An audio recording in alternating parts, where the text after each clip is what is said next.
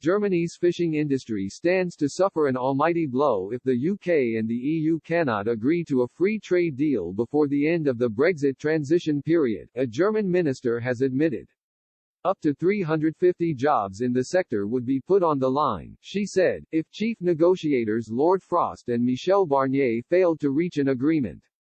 The minister's warning comes after Boris Johnson and Ursula von der Leyen agreed to restart trade talks after chatting on the phone on Sunday. Their decision came days after the Prime Minister said a no-deal Brexit was very, very likely. Fishing rights remains one of the main stumbling blocks to a deal, as Lord Frost fights for Britain to take back control of its waters while Mr. Barnier pushes for continued access to the rich fishing grounds for European trawlers. Birgit Hane, European Minister of Lower Saxony, said the economy in the state in northwest Germany would suffer if a no-deal Brexit happened.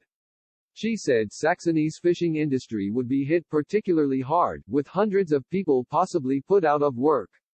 In an interview with Germany daily newspaper Bild, the Social Democrat politician said, the topich's very emotional. Specifically, around 350 jobs would be threatened in Lower Saxony, plus jobs in fish processing. The 4 German deep-sea trawlers alone make 80% of their catches in the British Economic Zone. But despite her warning, she admitted that she believed Brexit would have a positive effect on the UK. She said, I had a lot of Britons on the phone, some of whom even cried. Nevertheless, there is also something good about Brexit. Ms. Hane added, I often have discussions with a lot of young people. Because of debates, they understand what they got in Europe, that it is not a given to be able to drive across borders without restrictions, that roaming charges are capped, that ingredients are on every food packaging across Europe. On Tuesday, Mr. Johnson repeated that the most likely outcome of post-Brexit trade talks with the bloc was a no-deal exit, despite EU officials pointing to some, albeit slow, progress. The talks have missed several deadlines, and while both sides acknowledge that time is running out, there has been no clear suggestion that either side is willing yet to move far enough to open the way for a breakthrough.